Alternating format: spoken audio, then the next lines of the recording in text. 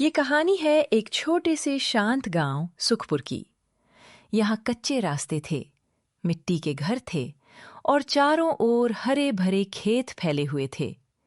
सुबह की हल्की धूप में गांव धीरे धीरे जागता था और हर दिन सुकून से शुरू होता था। लेकिन पिछले कुछ दिनों से गांव में कुछ अजीब होने लगा था।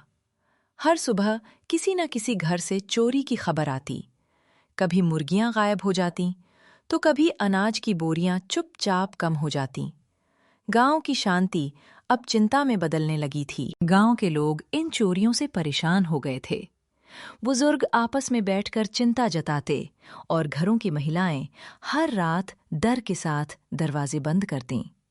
सब यही सोचते थे कि आखिर ये चोर है कौन और कब तक गांव की शांति यूं ही भंग होती रहेगी। इसी गांव में 4 बच्चे रहते थे, राहुल, मीना, गुड्डू और पिंकी।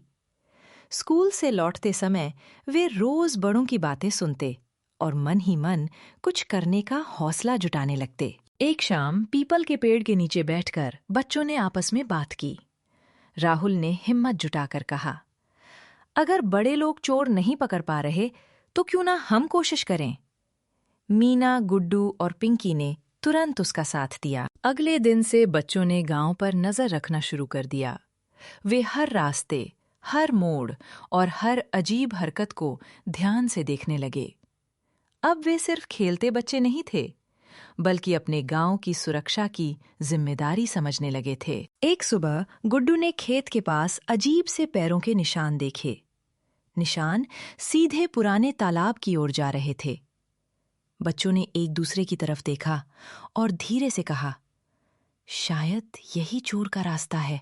तालाब के पास पहुंचकर बच्चों ने देखा कि वहां अक्सर नई हलचल के निशान मिलते हैं। मीना ने धीरे से कहा, ये निशान रोज नए होते हैं। अब बच्चों को पूरा यकीन हो गया था कि चोर इसी रास्ते से आता जाता है। बच्चों ने तय किया कि अब और इंतजार नहीं किया जाएगा। उन्होंने आपस में धीरे धीरे बात करके एक योजना बनाई। आज रात वे तालाब के पास छिपकर निगरानी करेंगे ताकि चोर को रंगे हाथों पकड़ा जा सके। रात को आसमान में चांदनी फैल रही थी। तालाब के पास सब कुछ शांत था। बच्चे झाड़ियों के पीछे छिपकर बैठे थे।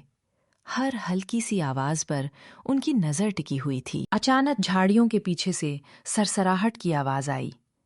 बच्चों की सांसें थम सी गईं। थोड़ी ही देर में एक आदमी बोरी लिए इधर-उधर देखते हुए आगे बढ़ा। बच्चों को समझ आ गया, यही चोर है। अचानक गांव की घंटी जोर-जोर से बजने लगी। टन टन टन। इस आवाज ने पूरे गांव की नींद तोड़ दी। लोग समझ गए कि कुछ गड़बड़ जरूर हुई है। घंटी की आवाज सुनते ही गांव वाले टॉर्च और लाठियां लेकर बाहर निकल आए। चोर घबरा गया और भागने की कोशिश करने लगा, लेकिन चारों तरफ से रास्ते बंद थे। आखिरकार गांव वालों ने उसे पकड़ लिया। सुबह होते ही पूरा गांव चौपाल में इकट्ठा हो गया। चोर को सबके सामने लाया गया। गांव वालों को राहत मिली कि अब उनकी रातें सुरक्षित होंगी। गांव के मुखिया ने बच्चों की तारीफ करते हुए कहा, आज इन बच्चों ने साबित कर दिया कि हिम्मत और समझदारी उम्र नहीं देखती। बच्चों के चेहरे गर्व से चमक उठे और पूरा गांव उनकी सराहना में तालियां बजाने लगा। उस दिन के बाद सुखपुर गांव में फिर से सुकून लौट आया। रातें सुरक्षित हो गईं और लोगों के चेहरों पर मुस्कान लौट आई। चारों बच्चों ने समझ लिया था कि मिलकर और समझदारी से किया गया छोटा सा प्रयास भी बड़ा बदलाव ला सकता है।